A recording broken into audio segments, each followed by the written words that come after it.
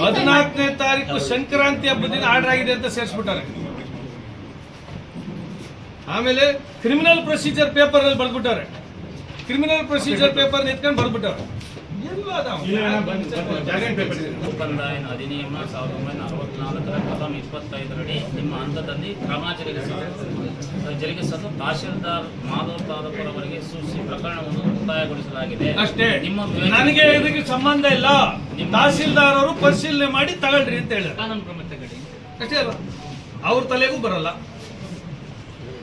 ನೀವು ಕೂಡಲೇ ನಿಮ್ಮನ್ನು ರಿಕ್ವೆಸ್ಟ್ ಮಾಡೋದು, ನಿಮ್ಗೆ ಗೊತ್ತಿದೆಯೋ ಗೊತ್ತಿಲ್ವೋ, ಫಸ್ಟ್ ಅದನ್ನ ವಾಪಸ್ ಸರ್ಕಾರಕ್ಕೆ ತಗೊಳ್ಳಿ. ನೀವು ಬದುಕತ್ತೀರಿ, ನಿಮಗೆ ತೊಂದರೆ ಮಾಡೋ ಉದ್ದೇಶ ನಮ್ಗೊಂದು ಚೂರು ಇಲ್ಲ. ಇವೆಲ್ಲ ತಿಂದಿರೋ ವೆರಿಫೈ ಅಲ್ಲಿ ಇನ್ನೂ ವೆರಿಫೈ ಮಾಡ್ತೀರಿ ಅಂದ್ರೆ ಅವರು ನಮಗೆ ಡೈರೆಕ್ಷನ್ಸ್ ಕೊಟ್ಟಿದ್ದಾರೆ. ರೂಲ್ 25 ಅಲ್ಲಿ ವೆರಿಫೈ ಮಾಡಿ ಅಂತ. ವಿ ವಿಲ್ ವೆರಿಫೈ ಇಟ್ ಅಷ್ಟೇ. ಏನಿದೆ ಕೊಡಿ. ಈ ವೆರಿಫೈ ಮಾಡಿ ಹೇಳಿ ಮೇಡಮ್. ವೆರಿಫೈ ಮಾಡಬೇಕಾಗಿರೋದು ಅವಾಗ ಮಾಡ್ಲಿಲ್ಲ ನೀವು. ಇಲ್ಲ, ಇದನ್ನ ಏನು ವೆರಿಫೈ ಮಾಡ್ತೀರಿ ಹೇಳಿ. ಈಗ ಏನು ವೆರಿಫೈ ಮಾಡೋದು ಸರ್, ಈಗ ಜನವರಿ 14ನೇ ತಾರೀಕು ಅಂತ ಹೇಳ್ತಾ ಇದ್ದೀರಾ ನೀವು. ನಾನಲ್ಲ, ನೀವ್ ಹೇಳಿರೋದು. ನಿಮ್ ರಿಪೋರ್ಟ್ ಆಗಿರೋದು ಮೇಡಮ್, ದೇಶಕ್ಕೆಲ್ಲ ಗೊತ್ತು. 1963ನೇ ಇಸ್ವಿನಲ್ಲಿ ಜನವರಿ 14 ಆರ್ಡರ್ ಮಾಡಿದ್ದಾರೆ ಅಂತ ಫೈಲ್ ಹೇಳುತ್ತೆ ಅಲ್ವಾ? ನಮ್ಮ ದಾಖಲೆಗಳ ಪ್ರಕಾರ ಹೇಳ್ತಾ ಇದೆ.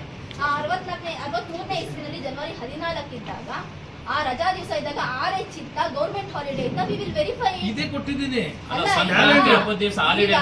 ದೇಶಕ್ಕೆಲ್ಲ ಗೊತ್ತು. ಸರ್ಕಾರಿ ರಜೆ ಅಂತ ಯಾವಾಗಿಂದ ಆದೇಶ ಮಾಡಿದ್ದಾರೆ ಚೆಕ್ ಮಾಡೋಣ. ಹಿಂದಿಂದ ನನಗೆ ಗೊತ್ತಿಲ್ವಲ್ಲ. ನಿಮ್ ಒಂದು ವಿ ವಿಲ್ ವೆರಿಫೈ. ನೀವು ಅವ್ರ ಕಡೆನೇ ಮಾತಾಡ್ರಿ. ಈ ಕ್ರಿಮಿನಲ್ ಪ್ರೊಸೀಜರ್ ಪೇಪರ್ ತೆಗೀರಿ. ಅದನ್ನು ವೆರಿಫೈ ಮಾಡೋಣ. ವೆರಿಫೈ ಕ್ರಿಮಿನಲ್ ಫೈಲ್ ನ ಯೂಸ್ ಮಾಡಿದ್ದಾರೆ ಅಂತ ನೀವು ಕೊಡ್ತಾ ಇದ್ದೀರಾ.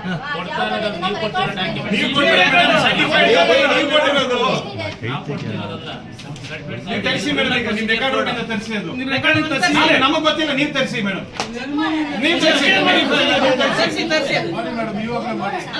ನೀವು ಕೊಟ್ಟಿರೋದು ಸರ್ಟಿಫೈಡ್, ನೀವು ತರಿಸಿ ಡಾಕ್ಯುಮೆಂಟ್.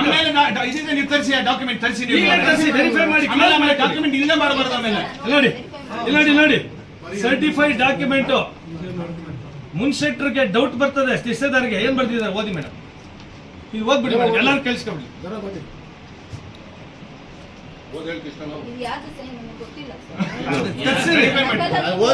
ಅದಕ್ಕೆ ನಾನು ಅವ್ರು ಸೈನ್ ಮಾಡಿ ವಿಡಿಯೋ ಮಾಡಿ ವೆರಿಫೈ ಮಾಡಿ. ನಕಲನ್ನು ಮೂಲ ಪ್ರತಿಯಲ್ಲಿ ಮಾನ್ಯ ಜಿಲ್ಲಾಧಿಕಾರಿಗಳ ಸಹಿ ಅನುಮಾನಾಸ್ಪದ.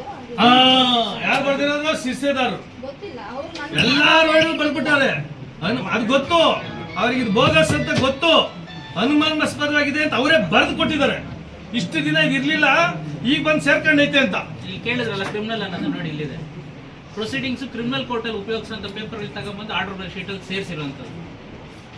ನೋಡೋಣ ಖಂಡಿತ ನೀವೇನ್ ಕೊಡ್ತೀರೋ ಅದನ್ನ ಕಾನೂನು ಚೌಕಟ್ಟಲ್ಲಿ ಏನಿದೆ ಖಂಡಿತ ಮಾಡಿ. ಅಲ್ಲ, ಈ ವೆರಿಫಿಕೇಶನ್ ಯಾಕೆ ಆಗಿಲ್ಲ ಅನ್ನೋದು ನೀವು ತಮ್ಮಂತದಲ್ಲೇ ತಾವೇ ಖಾತೆ ಮಾಡಿರೋ ಅದ್ರ ಬಗ್ಗೆ ಏನ್ ಹೇಳ್ತೀರಾ ಅಂತ ನಾವು ಕೇಳ್ತಾ ಇರೋದು. ಈಗ AC ಅವರು ನಿಮ್ಗೆ ಡಾಕ್ಯುಮೆಂಟ್ ನೋಡಿದ್ದೀರಾ? ನಾನು